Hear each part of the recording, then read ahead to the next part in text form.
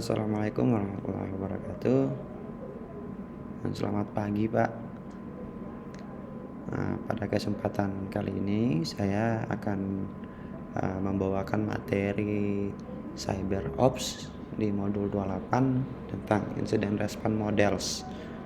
Ya, mungkin kemarin waktu trainer teman-teman juga sudah sempat mempresentasikan materinya terkait dengan cyber security yang lebih fokus pada sisi attack-nya gitu ya.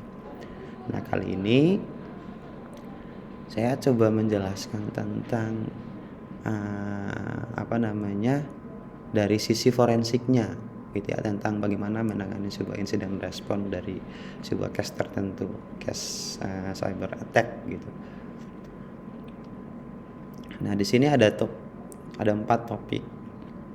Yang pertama tentang evidence handling dan attack attribution atau bagaimana menangani barang bukti dan atribusi serangan.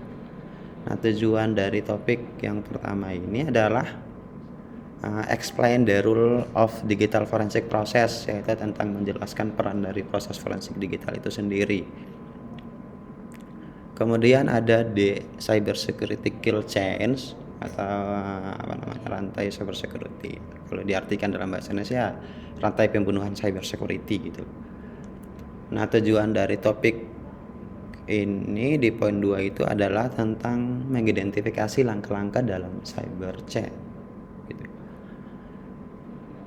Yang berikutnya itu tentang Diamond Model of Intrusion Analysis. Itu ini terkait dengan analisis dari model intrusinya. Nah, tujuannya adalah tentang klasifikasi peristiwa penyusupan menggunakan Diamond Model. Kemudian yang terakhir itu ada incident response. Nah, di incident response ini tujuannya adalah berkaitan dengan prosedur penanganan insiden dari sebuah case tertentu yang didasarkan pada standar National Institute of Technology atau yang kita kenal dengan NIST 800 sampai 601 R2 gitu. Nah, di sini ada ada evidence handling dan attribution type. Nah, sedikit penjelasan ya, mungkin kemarin kan yang sudah saya sampaikan sebelumnya itu kita teman-teman yang di kelompok kemarin kan lebih banyak menjelaskan tentang proses attack-nya gitu ya. Jadi yang kita ketahui bersama bahwa setiap aktivitas kejahatan pasti meninggalkan bukti digital gitu ya, Pak. Kalau di forensik kan kayak gitu. Setiap aktivitas yang kita lakukan menggunakan perangkat elektronik itu pasti ada jejak digitalnya gitu. Jadi kenapa di materi 28 ini menjelaskan tentang insiden respon, yaitu tujuannya untuk mendapatkan informasi, mencari informasi, menganalisis dari barang bukti digital yang sudah yang tersimpan dalam perangkat elektronik terhadap sebuah case tertentu gitu. Nah, di sini ada pengertian digital forensik. Nah, apa sih pengertian dari digital forensik itu? Nah, kalau kita baca, digital forensic is the recovery and investigation of information found on digital device as it relates to criminal activity, gitu ya. Jadi forensik digital ini adalah sebuah metode pemulihan dan penyelidikan informasi yang ditemukan pada perangkat, gitu ya, perangkat device atau perangkat digital, gitu, yang berkaitan dengan aktivitas kriminal. Ini yang berkaitan dengan aktivitas kriminal. Kemudian ada indicator of compromise are the evidence that a cyber security incident has occurred gitu ya. Jadi informasi ini dapat berupa data pada perangkat penyimpanan, gitu. Perangkat penyimpanan atau ini are evidence dari sebuah kasus cyber security, gitu. Kemudian this information called di data storage ini ya tadi ya. Yang this information called be data storage device. Jadi informasi ini kita dapat di informasi ini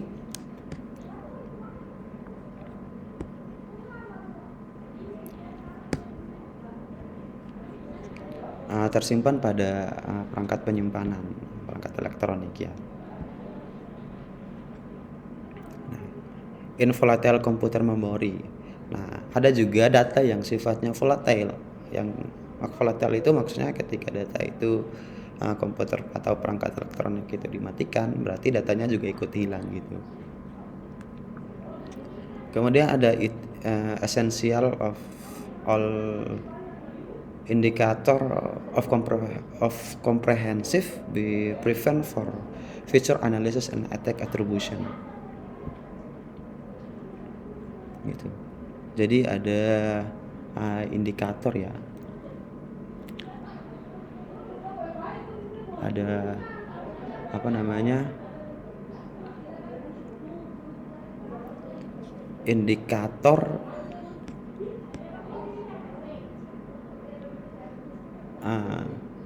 indikator bahwa menjelaskan bahwa bukti yang telah terjadi dari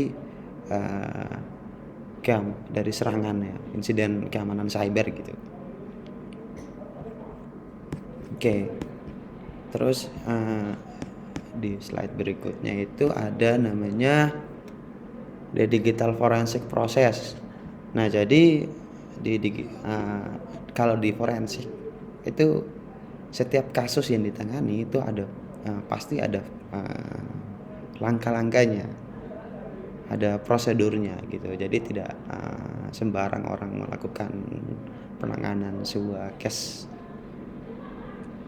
Nah, di forensik di prosedur ini bisa kita lihat bahwa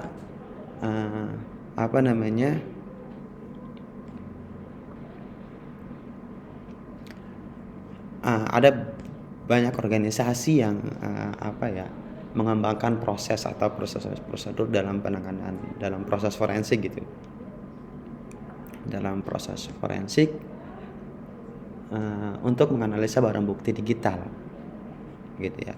Jadi kalau kita baca it is improvement that organisasi develop will document process and procedure for digital forensic analysis gitu. Nah, salah satu proses forensik yang dibuat oleh organisasi besar yang banyak digunakan sama ahli forensik itu, yaitu salah satunya adalah NIST. Nah, ini special publication 2086 gitu ya. Jadi ini adalah sebuah standar yang dikeluarkan oleh NIST atau National Institute Standard of and Technology 8000 sampai 8006. Yaitu tentang panduan untuk mengintegrasikan teknik forensik ke dalam insiden respon. Gitu. Nih, guide integration forensic technical into incident response gitu ya. Nah, kemudian is valuable resource for organisasi the request guidance in development digital forensic plan kayak gitu. Jadi dijelaskan bahwa sumber daya yang berharga bagi organisasi itu memerlukan panduan gitu ya.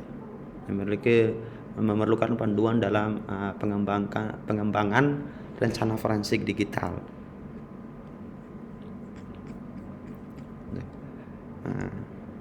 Ini ada workflow-nya, ada alur kerja dari digital forensic proses gitu ya, yang dikeluarkan sama NIST Itu yang pertama ada collection, examination, analysis, dan reporting. Nah, kalau kita lihat di bagian atasnya itu collection itu berkaitan dengan media gitu ya. Jadi perangkat elektronik gitu ya. Kemudian examination itu berkaitan dengan data. Jadi ini sudah bisa dikatakan masuk dalam proses akuisisi ya, proses akuisisi dari collection dari media yang dipakai sebagai barang bukti, yang dijadikan sebagai eviden gitu.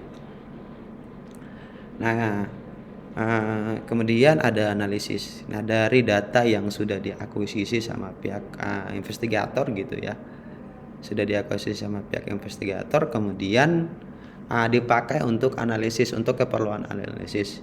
Nah, tujuannya dari analisis ini untuk mengumpulkan, mencari informasi sebanyak mungkin terkait dengan pelaku cybercrime gitu ya, tentang pelaku cybercrime. Nah, ini biasanya kalau di kami dari forensik gitu ya. Ini proses analisis ini merupakan proses yang memerlukan waktu banyak, karena selain kita mengumpulkan informasi, kita juga bisa semacam kayak mencari motif dari orang ini apa sih gitu. Kemudian di bagian reporting ya, di reporting ini adalah laporan dari proses yang sudah kita lakukan dari collection, examination sampai pada proses analisis. Nah, di sini kita biasanya melaporkan atau melaporkan temuan-temuan yang si ahli forensik itu, tim investigator itu lakukan. Data apa saja yang didapat, kemudian motifnya apa, terus lagi media yang dipakai apa gitu. Jadi semua informasi yang dapat dijadikan sebagai barang bukti itu kita masukkan ke dalam reporting. Jadi reporting ini adalah proses akhir dari tahapan investigasi proses gitu ya. Nah, ini adalah standar yang dikeluarkan sama National Institute of Standard and Technology atau NIST. Itu 8186 itu ya, tentang panduan proses forensik dari insiden respon gitu ya. Nah, kemudian ada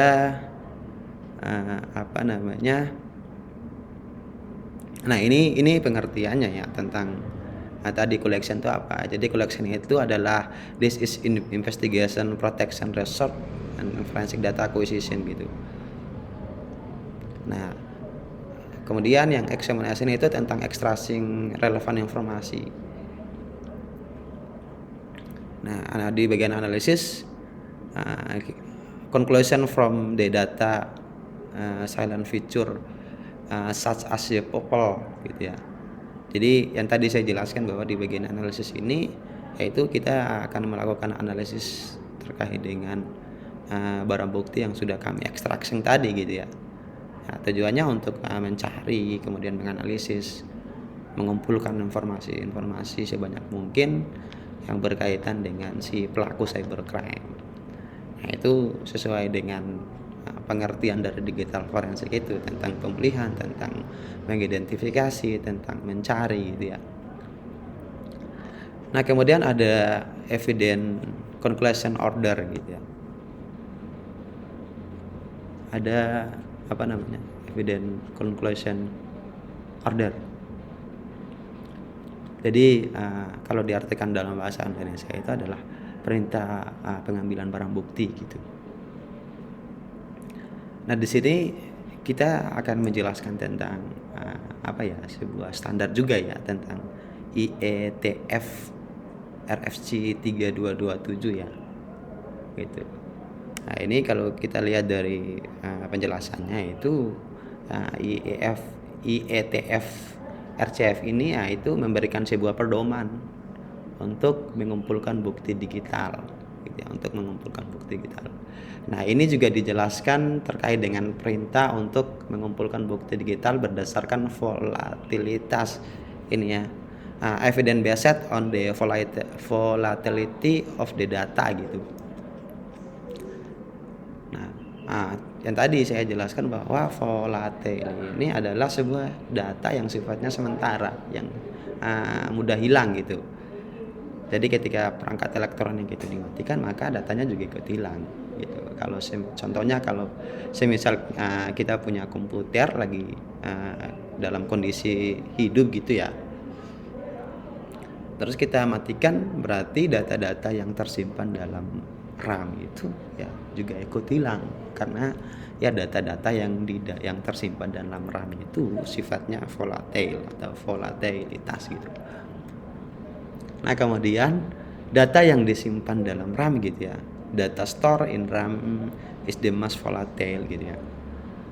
Data yang disimpan dalam RAM adalah data yang paling mudah berubah gitu, and it will be lost when the device is turned off gitu. Mudah dan akan hilang saat perangkat itu dimatikan, seperti itu. Nah kemudian ada in addition important data in volatile memory could be overwritten by router machine process gitu ya. Nah, selain itu data penting dalam memori yang mudah menguap gitu ya, atau mudah menguap nih kan artinya yang mudah hilang juga gitu ya, adalah proses tadi adalah sebuah proses router machine proses ya, router machine proses kayak gitu. Nah kemudian ada evidence collection property atau properti pengumpulan barang bukti. Nah tadi sesuai dengan IETF RCF itu tentang panduan, maka ini juga dijelaskan tentang ini kan gambar ya, gambar tentang pengumpulan bukti yang diprioritaskan, atau yang ketika dapat bukti volatil apa yang harus diduluan gitu, diprioritaskan kayak gitu. Nah kalau kita lihat dari gambar ini, itu yang pertama itu tentang content of RAM gitu ya. Content of RAM berarti isi dari data-data yang ada di dalam RAM-nya gitu. Isi dari RAM-nya tuh apa saja gitu. Kemudian ada content of fixed disk gitu ya, ada di disk. Kemudian evidence resource gitu, ada evidence resource. Ini barang bukti yang tersimpan ya, barang bukti yang bisa kita dapat di dalam ini. Kemudian ada arsip backup data, berarti kita bisa lihat arsip dari data-data apa saja yang di backup kayak gitu. Ini yang sifatnya volatile ya. Jadi memang di dalam proses forensik, kalau misalnya ada berkaitan dengan data volatile dan data non volatile, maka yang di duluan proses itu atau yang diprioritaskan itu adalah data-data yang sifatnya volatile, yang yang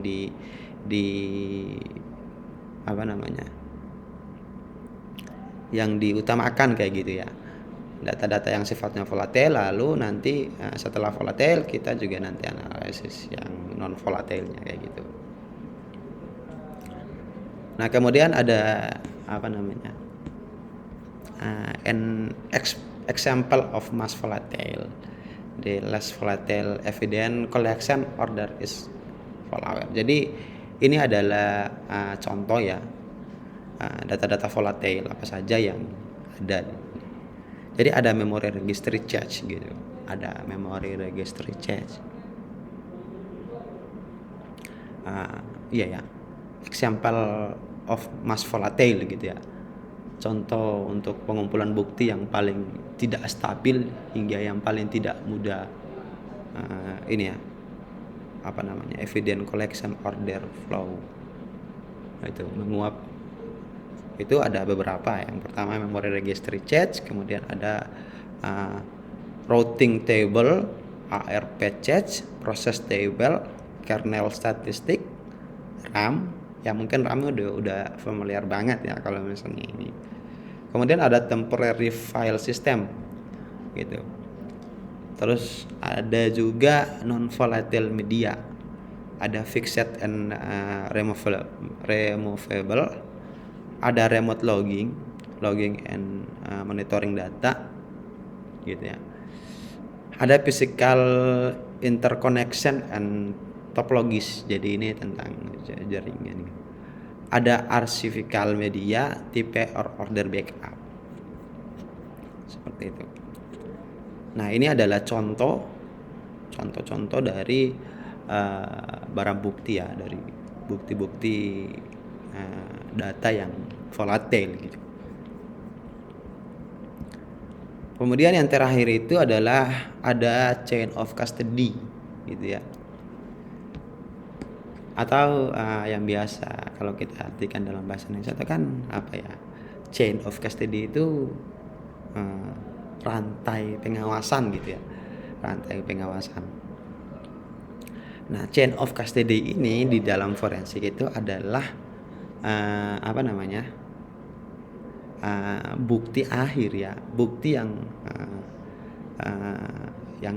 mendokumentasikan semua aktivitas forensik atau semua proses investigasi yang dilakukan dari proses collection sampai proses reporting gitu. Jadi chain of custody ini ada, kalau di forensik itu ada formatnya. Kalau biasanya kita di kepolisian untuk di Indonesia itu punya format chain of custody yang dipakai ketika persidangan gitu ya. Nah, kalau kita lihat dari penjelasannya, chain of custody ini adalah bukti yang memungkinkan dikumpulkan sumber gitu ya. Many have been gathered from resource gitu. Yang mendukung atribusi terhadap individu yang dituduh gitu. Ini juga dapat dilakukan bahwa bukti dapat diubah atau dibuat-buat setelah dikumpulkan. Jadi memang di dalam chain of custody ini sangat rentan terhadap kemungkinan orang akan melakukan manipulasi data gitu, merubah data gitu ya. Sehingga kembali lagi ini kita harus berdasarkan pada kaidah proses forensik tentang masalah integritas data gitu ya, menjaga kerahasiaan data, menjaga data itu tidak boleh diubah sama siapapun atau terhadap siapapun kayak gitu. Nah, di dalam chain of custody ini memuat beberapa poin gitu ya, yang melibatkan si pelaku investigator gitu ya, si orang yang melakukan investigator. Itu yang pertama, how discovery and collection and evidence gitu ya. Siapa yang melakukan dan mengumpulkan barang bukti gitu. Kemudian yang kedua itu tentang all details about the handling of evidence including times, place and personal involved gitu. Yaitu semua rincian tentang penanganan barang bukti yang termasuk waktu gitu ya, times, place, waktu dan personal yang terlibat gitu ya. Jadi memang ini juga mencatat tentang si pelaku ya, para investigator gitu ya, kapan melakukan incident response kayak gitu ya, evidence including time gitu ya. Kemudian yang ketiga itu tentang how has primary responsibility for the evidence gitu. Siapa yang memiliki tanggung jawab utama atas barang bukti gitu. Nah, ini juga lagi-lagi yang saya sampaikan tadi bahwa dalam penanganan proses investigasi forensik ya harus ada yang ditunjuk sebagai orang yang melakukan investigasi. Kalau pengalaman kami di forensik ya itu biasanya langsung dari pihak kepolisian yang menunjuk bahwa yang punya kompetensi terhadap perangkat elektronik, terhadap penanganan ini ya, terhadap penanganan barang bukti digital ya itu adalah orang-orang forensik. Jadi sebelum investigator itu melakukan investigasi, dia juga punya semacam kayak surat untuk melakukan ini surat yang ditunjuk untuk melakukan investigator gitu. Jadi di poin 3 itu tentang ini, tentang siapa yang memiliki tanggung jawab. Ya tentu yang memiliki tanggung jawab di sini adalah ahli forensik gitu ya yang melakukan ini. Kemudian yang terakhir itu ada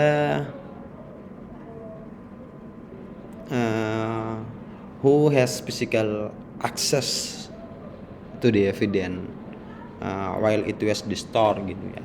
Siapa yang memiliki akses fisik ke bukti ya saat disimpan gitu. Jadi memang hanya orang-orang tertentu yang melakukan yang memberikan otorisasi gitu ya, yang diberikan otorisasi untuk mengakses barang bukti. Karena tidak semua orang itu bisa mengakses barang bukti. Makanya tadi yang saya katakan bahwa ketika semua orang itu dapat mengakses barang bukti, maka menimbulkan potensi besar terhadap data itu akan dirubah gitu ya, data itu akan dirusaki gitu. Jadi hanya orang-orang tertentu yang dapat mengakses barang bukti.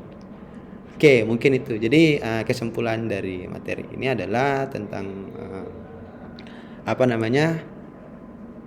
incident response, tentang forensik incident response dari forensik digital terhadap sebuah serangan cybercrime gitu ya. Itu adalah kurang lebih menjelaskan tentang proses bagaimana si ahli forensik ini melakukan penanganan barang bukti. Nah, tujuannya untuk mengungkap dari motif dari pelaku cybercrime ini apa gitu. Terus barang bukti yang didapatkan itu apa saja gitu. Nah, mungkin itu Pak penjelasan saya hari ini terkait dengan video. Saya juga sebagai ucapan terakhir saya mau ingin mengucapkan permohonan maaf juga kepada Pak Agus yang kemarin tidak sempat saya kirimkan videonya ya, tapi mungkin hari ini saya langsung kirim videonya karena bertepatan juga dengan kegiatan kampus borang juga, jadi mungkin sudah fokus kegiatan jadi ini lupa kirim Pak. Tapi ini saya mohon maaf atas keterlambatannya Pak ya. Akhir kata saya ucapkan terima kasih ya. Wabillahi taufiq wal hidayah. Wassalamualaikum warahmatullahi wabarakatuh.